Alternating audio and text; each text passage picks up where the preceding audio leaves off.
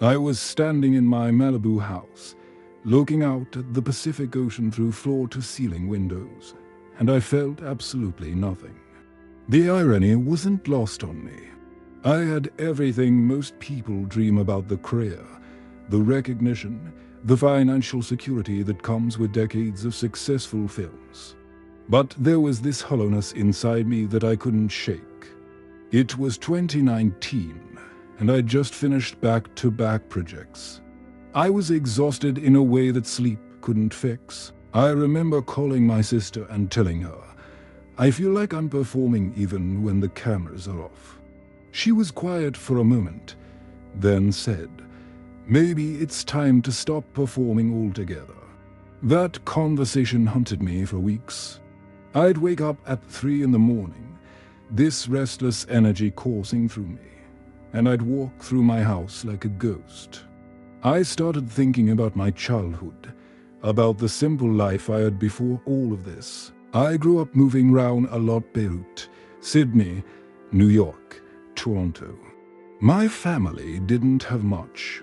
My father left when I was young, and my mother worked multiple jobs to keep us afloat. But I remember feeling more present then, more connected to the actual texture of life. Somewhere along the way, success had insulated me from that feeling. The thought came to me one morning while I was stuck in Los Angeles traffic. I was heading to a meeting I didn't want to attend, surrounded by thousands of other people also going places they probably didn't want to go. I looked around at all these faces behind windshields, everyone isolated in their metal boxes, and something clicked. I didn't want this anymore. I didn't want the noise, the constant stimulation, the relentless pace. I wanted something real. 3 months later, I moved to a small town in the countryside. I'm not going to tell you exactly where because that defeats the entire purpose. But it's one of those places where people actually wave at strangers and the local diner knows your coffee order by your. The visit. My friends in Los Angeles thought I'd lost my mind. My agent was concerned about my accessibility for auditions and meetings. But I knew I had to do this, not just for a break, but as a fundamental reset of how I was living. The first week was harder than I expected, not because the town was difficult, but because I was. I realized how addicted I'd become to distraction. Without constant stimulation, I had to face myself. Really face myself. All the questions I'd been avoiding came rushing in. What was I doing with my life? Was I happy? When was the last time I felt genuinely joyful rather than just accomplished? I'd sit on the porch of my small rental house, looking out at nothing in particular, and these waves of anxiety would hit me. My mind kept reaching for my phone, for something to do, some problem to solve. But there was nothing urgent, nothing demanding my immediate attention. It was terrifying. I started taking long walks because I didn't know what else to do with myself. There's this trail near my house that winds through woods and eventually opens up to a meadow. I'd walk it every morning, and at first, I was still in my head, still mentally in Los Angeles, thinking about projects and obligations. But gradually, over days and then weeks, something shifted. I started noticing things. The way light filtered through the trees at different times of day. The sound of a creek that I'd walked past dozens of times without really hearing. There was this old oak tree about 2 miles in, probably hundreds of years old, and one morning I just stopped in front of it.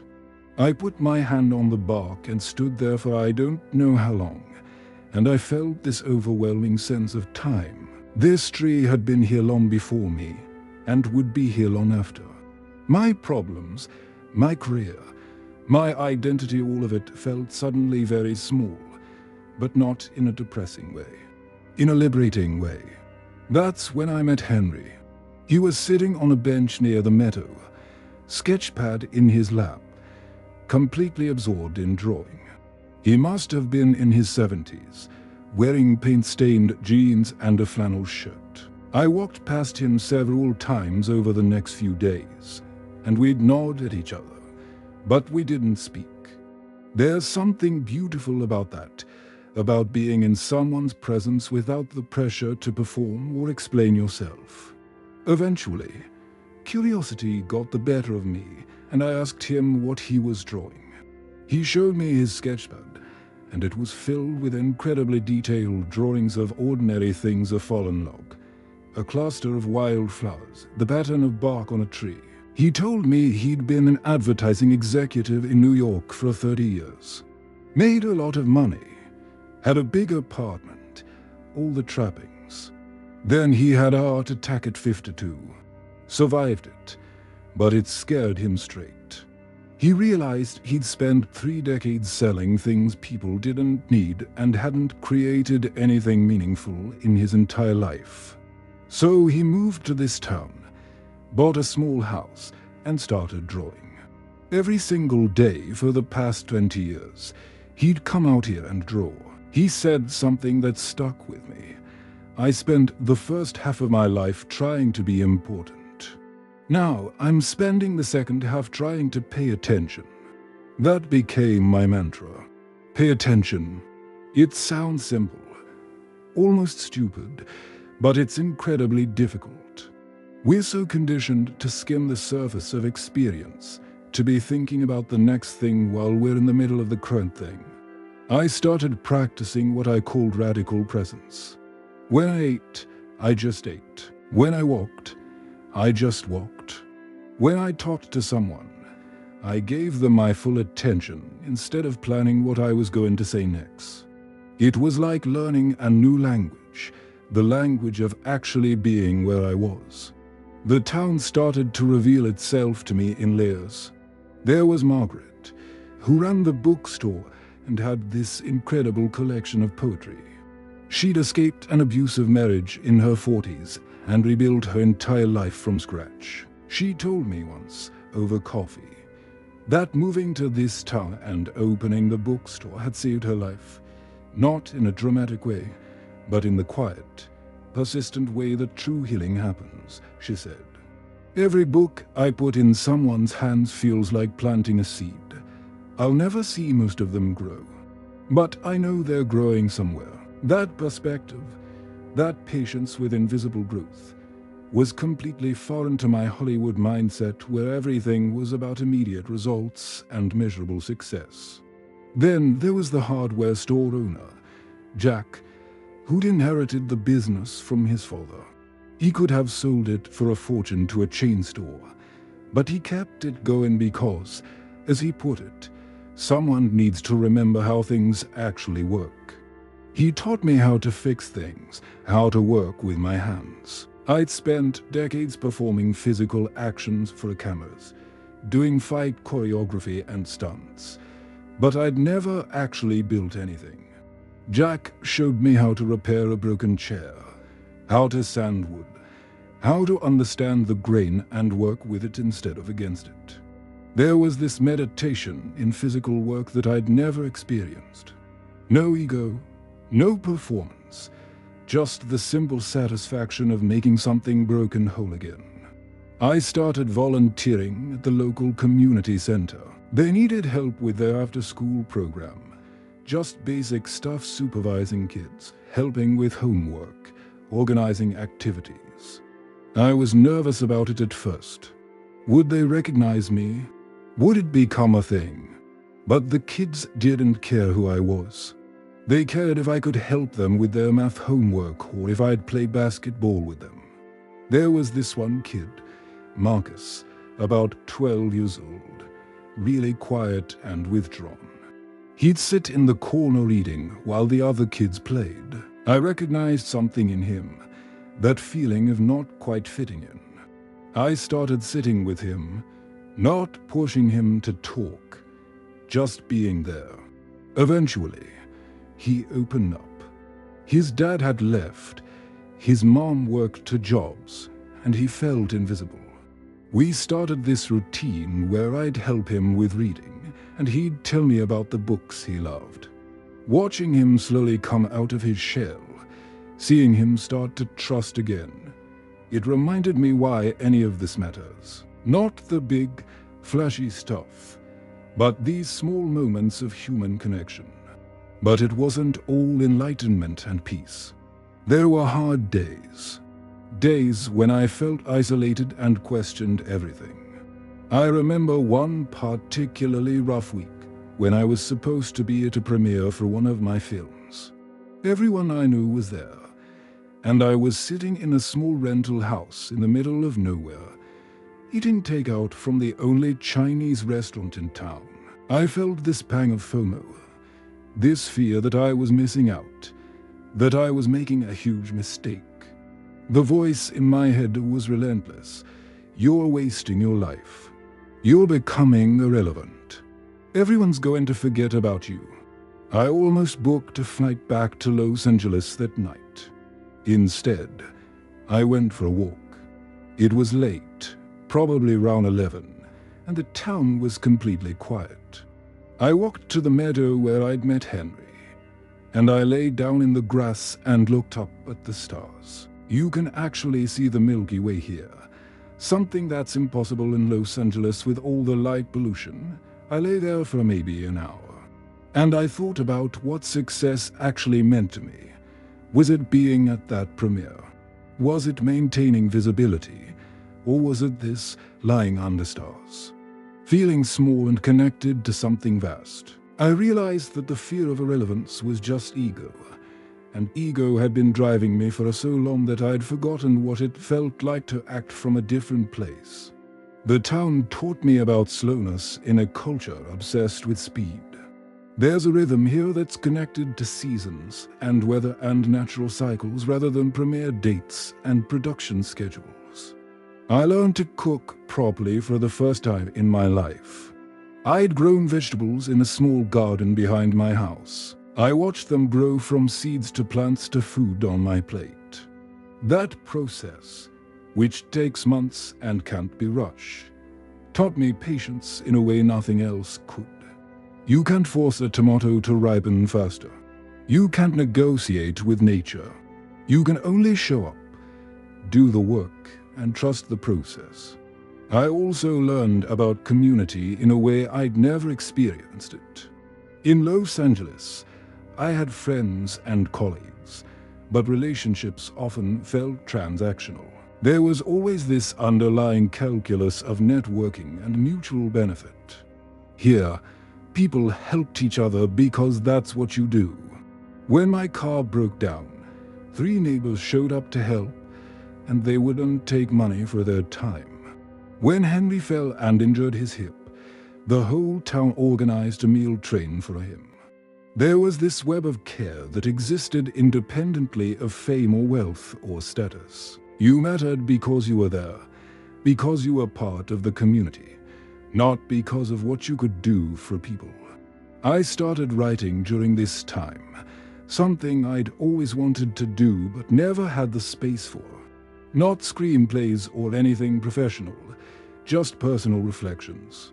I'd sit at a small desk by the window early in the morning, before the day got busy, and I'd write about what I was learning. It was rough and unpolished, but it was mine. There was no pressure for it to become anything. It was just a practice, a way of processing experience. I wrote about my childhood, about my family, about the friends I'd lost over the years. I wrote about River Phoenix, about how his death had affected me more than I'd ever admitted. I wrote about loneliness, about the strange isolation that comes with fame, about how you can be surrounded by people and still feel utterly alone.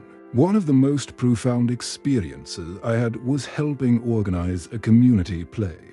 The local school was putting on a production and they needed volunteers. I ended up helping with everything: building sets, running lines with kids, figuring out lighting. It reminded me why I fell in love with acting in the first place.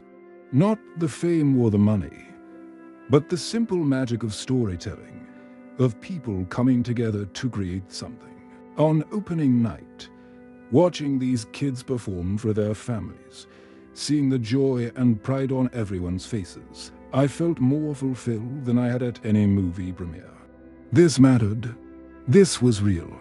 The months turned into a year, and I found myself changing in ways I hadn't anticipated. I was softer somehow, more patient. Things that would have stressed me out before, delays, inconveniences, unexpected changes didn't bother me as much. I developed this deeper reservoir of calm. I also became more honest with myself and others. There was less pretense, less performing. I could admit when I didn't know something or when I was struggling. That vulnerability, which I'd always seen as weakness, became a source of strength. It allowed for a real connection. I learned that you don't find yourself by looking inward obsessively.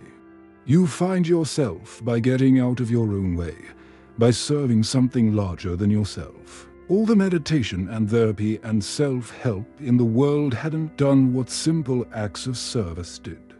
Helping Marcus with his reading, building sets for the school play, fixing things with Jack at the hardware store, these mundane activities connected me to a sense of purpose that transcended my ego. There were also moments of stunning beauty that caught me off guard. One morning, I woke up to fresh snow. The first real snow I'd experienced in years. Everything was transformed, quiet and white and pure. I made coffee and sat on the porch, wrapped in a blanket, just watching. No music, no podcast, no distraction. Just snow falling and the silence it creates. I felt this overwhelming gratitude, not for anything specific, just for being alive. For having eyes to see this, for having slowed down enough to notice. But perhaps the biggest lesson came from Sarah, a woman I met at the bookstore. She was a painter, probably in her 60s, with this wild grey hair and paint-stained hands. We started talking about art, about creativity, and she invited me to her studio. It was a converted barn filled with canvases, some finished, most in various stages of completion. She'd been painting for 40 years, had never had a major gallery show, had never made much money from her work, and she was completely at peace with that. She said, the world's obsessed with outcomes, who got famous, who made money, who won the prize. But the work itself is the point. The hours I spend painting, that's my life. That's where I'm most alive. Everything else is just noise. That hit me hard. I'd spent so much of my career focused on results, box office numbers, reviews, awards. And yes, some of that matters professionally, but I'd let it become the metric for my worth. Sarah reminded me that the work itself, the actual process of creating, of showing up and doing the thing, that's where the meaning lives. Not in the outcome, but in the practice. I went through a period of reckoning with my past during this time. All the mistakes I'd made, the relationships I'd neglected, the times I'd chosen work over people. I'd been running for so long, using busyness as a shield against these deeper questions. Now, with nowhere to hide, I had to face them. I reached out to people I'd lost touch with, made amends where I could. Some of those conversations were uncomfortable, even painful, but they were necessary. I was learning that growth isn't comfortable. It requires confronting the parts of yourself you'd rather ignore.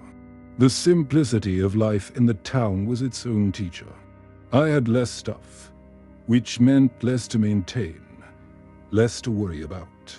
I wore the same few comfortable clothes. I ate simple meals. I spent my time on things that actually mattered to me rather than obligations. This minimalism wasn't about deprivation, it was about clarity. When you strip away all the excess, what remains is what's essential. I discovered I needed very little to be happy. Good food, good conversation, meaningful work, time in nature, sleep. That's basically it. Everything else was optional. Here's what I've learned, distilled into the lessons that changed everything for me. First, success means nothing if you're not present for your own life. All the achievements in the world can substitute for the simple experience of being awake to your existence. I was successful by every external measure, but I was sleepwalking through my life. Moving to this town woke me up. Second, community is not optional. We're not meant to be isolated individuals pursuing personal achievement. We're meant to be connected, to help each other, to be part of something larger than ourselves. The modern world has atomized us, and we're suffering because of it. Third, slowness is not laziness. In fact, slowness requires tremendous discipline in a culture that's constantly pushing for more and faster. But in slowness, you find depth. You find presence. You find life as it actually is, not as you're racing past it. Fourth, your worth is not your productivity. This one's hard because we've been conditioned to believe that our value is measured by our output. But you are not what you produce. You are inherently valuable simply by existing. Fifth, simplicity is sophisticated. It takes wisdom to know what's essential and courage to let go of everything else. The cluttered life looks full but often feels empty. The simple life looks empty but often feels full. Sixth, serving others is how you find yourself. I know that sounds paradoxical, but it's true. When you stop obsessing over your own needs and pay attention to how you can be helpful, you become more yourself, not less. Seventh, nature heals. This isn't woo-woo spirituality. It's biological fact. We evolved in nature, and we need it. Spending time outside, away from screens and noise, recalibrates something essential in us. Eighth, you can't think your way into a new life. You have to live your way into new thinking. I could have done therapy and meditation and read philosophy forever, but real change came from actually changing how I live day to day. Ninth, what you think you need and what you actually need are often completely different. I thought I needed more success, more achievement, more recognition. What I actually needed was less noise, less stimulation, less performance. I needed space to remember who I was before the world told me who to be. Looking back now at these years in this small town, I can see patterns I couldn't see while I was living them. There's a thread running through all of it, and the thread is this: I was learning to distinguish between what's real and what's performance. My whole career is about performance, and somewhere along the way, I forgot how to stop performing. I performed being successful, performed being okay, performed being present. But performance, no matter how good, is not the same as reality. What I found in this town was reality, unscripted and polished, often uncomfortable reality. And reality, it turns out, is what I'd been missing. The other pattern I noticed is that almost every meaningful lesson involved some kind of letting go. Letting go of my old identity. Letting go of my attachment to fame. Letting go of my need for a constant validation. Letting go of my belief that happiness comes from external achievements. We're so afraid of loss in our culture that we avoid it at all costs. But avoiding loss means avoiding growth. The two are inseparable. You can't have renewal without release. I had to let so much go to become more alive. I also realized that loneliness and solitude are not the same thing. I've been lonely in Los Angeles, surrounded by people. I found solitude here, and solitude is rich and nourishing in a way loneliness never is. Loneliness is feeling disconnected even when you're with others. Solitude is feeling connected even when you're alone. That distinction changed everything for me. I learned to enjoy my own company, to not need constant stimulation or validation from others. That self-sufficiency wasn't about isolation. It was about being whole enough that connection could be a choice rather than a desperate need. And here's the thing that really transformed my understanding. All the wisdom traditions, all the philosophy I'd read, all the spiritual teachings, they were pointing to the same thing. Pay attention. Be present. Let go of ego. Serve others. Find what's essential.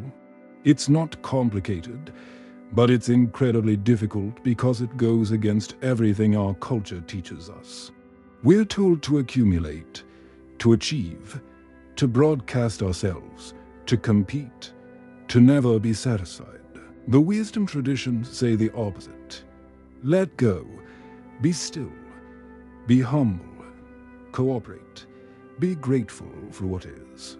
Moving to this town forced me to live that wisdom rather than just intellectually understand it. The philosophical truth at the heart of all this is both simple and profound. You are not separate from life. You are not an isolated individual trying to make your way through a hostile world. You are an expression of life itself, connected to everything and everyone. The suffering comes from forgetting that connection, from the illusion of separation. Every spiritual tradition points to this truth in different languages. It's all the same insight. You are not alone. You are not separate. You are part of a vast, interconnected whole. Living in this town brought me back into that felt sense of connection. Not as an abstract concept, but as a lived reality. When you shop at the same stores, walk the same paths, see the same faces, help your neighbors and are helped by them, you feel your place in the web. You understand viscerally that your well-being and their well-being are not separate. That changes how you move through the world. It makes you kinder, more patient, more willing to contribute. So here's what I want you to understand. You don't have to move to a small town. That was my path, and it might not be yours. But you do need to find a way to reconnect with what's real. You need to find practices that bring you into presence, communities that remind you you're not alone, activities that connect you to something larger than your ego. You need to get honest about what you're running from and have the courage to stop running. The pain you're feeling, the dissatisfaction, the restlessness, the sense that something's missing even when everything looks good on paper, that's not a problem to be solved. It's information. It's your deeper self trying to get your attention, trying to tell you that you've drifted off course. Listen to it. Don't medicate it with more achievement or more distraction. That pain is pointing you towards something. It's asking you to change, to grow, to become more fully yourself.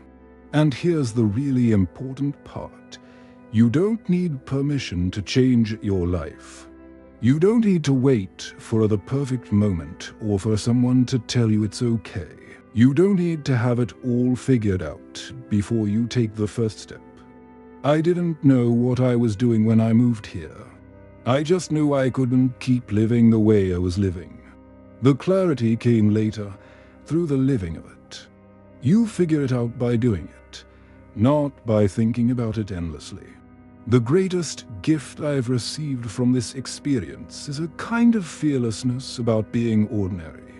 I'm no longer trying to be special or important or impressive. I'm just trying to be present and helpful and honest. That's enough. In fact, it's everything. The performance of specialness was exhausting and ultimately hollow. The experience of ordinariness is restful and surprisingly rich. When you stop trying to be extraordinary, you become available to the extraordinary nature of ordinary life. A good conversation, a beautiful sunset, a project completed with care. These simple things are where meaning lives. Your life is not a movie. There's no script, no guaranteed happy ending, no audience applauding your choices. It's just you, here, now, making decisions about how to spend your time and energy. And the beautiful, Terrifying truth is that you have more freedom than you think. You are not as trapped as you believe. Yes, there are constraints: financial, familial, social. But within those constraints, there is enormous space to choose differently, to live more intentionally, to align your daily existence with what you actually value. So start small. You don't have to upend your entire life tomorrow, but you can start paying attention today. Notice where you're performing and where you're being real. Notice what drains you and what nurtures you. Notice the difference between what you think you should want and what you actually want. Start creating small pockets of presence in your day: a walk without your phone, a meal without distraction, a conversation where you're fully listening. These practices accumulate. They change you slowly, the way water shapes stone. You are not too late. You are not too old. You are not too far gone.